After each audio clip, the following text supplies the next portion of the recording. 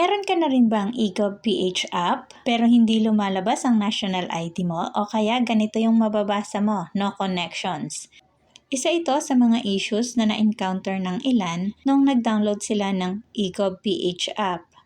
At sa video na ito, itry kong i-explain sa inyo yung possible reasons at solutions to fix yung ganitong problema.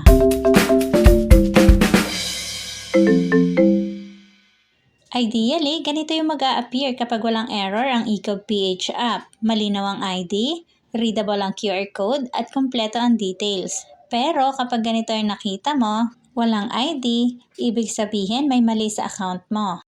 So mag-start tayo doon sa first possible reasons kung bakit hindi lumalabas ang national ID mo sa eGov.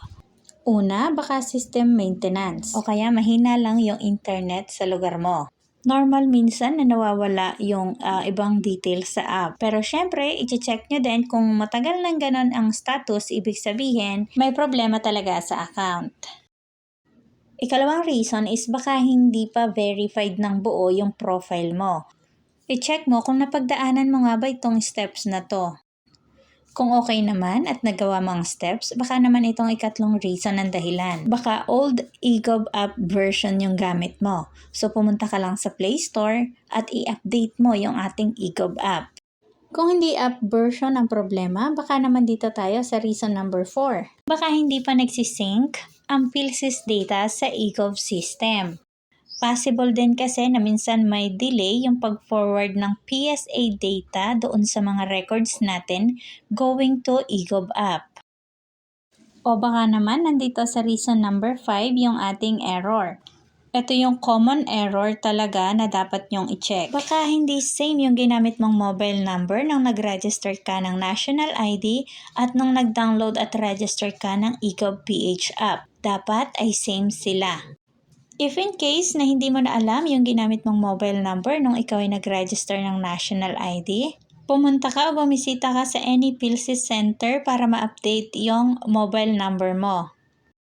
And finally, ito na yung last reasons na kailangan mo ding i-check. Baka naman may mismatch sa personal information mo.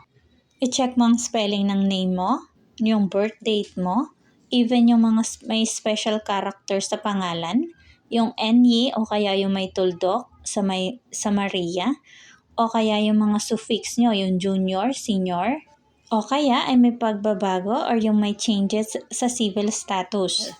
For example, yung PhilSys o yung national ID record mo shows na single ka.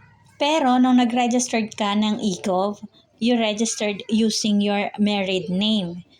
Hindi po talaga magsisync ang ating national ID kasi lalabas na dalawang identity yon.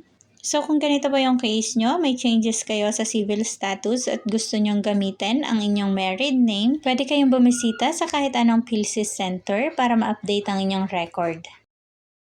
So ito nga yung mga possible reasons na pwedeng maging dahilan ng hindi pag-appear ng ating national ID.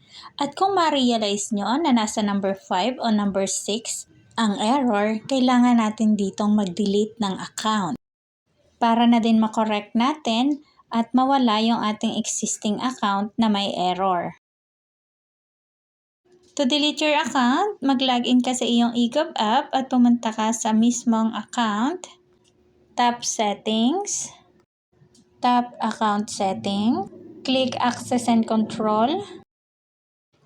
Pag-click mo dito sa reasons, may iba't ibang choices dyan, depende sa reasons mo kung bakit gusto mong i-delete ang account. So sa concern natin is parang i-correct lang naman natin yung error, piliin mo itong performance issue o kaya too many bugs.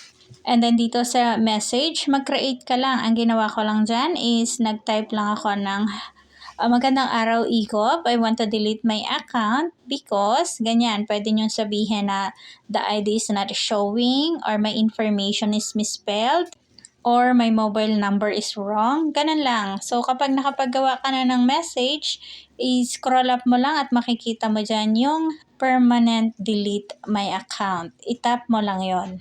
Then after nyo maklik yung delete, hihingan lang kayo ng OTP na magsisend sa inyong mobile number. At magsiselfie kayo just to proof lang na kayo talaga yung nag-request ng delete account. May marireceive din kayong email mula sa eGov team informing you na successfully deleted na daw ang iyong account. So ngayon, na-delete na natin yung account. Mas better para to refresh din, i-uninstall nyo muna yung inyong eGov app. And then, saka nyo ulit i-install. So ngayon, ready ka na at pwede ka na mag-create ng bago mong account at i-correct mo na kung ano nga ba yung error mo dun sa previous account mo. Bale, may ginawa na ako tutorial, ilang months na. Ito siya. So, dahil ilang buwan na din naman to, mayroon na ding update sa pagre-register. So, sa part 2 ko na lang gagawin yung registrations and verifications ng eGov app. So, hanggang dito na lang at sana natulungan ko or nasolusyonan ko yung ibang hindi nakikita yung kanilang national ID. Kung gusto mo pa ng ibang tutorial, pwede mong bisitahin ang aking account. See you!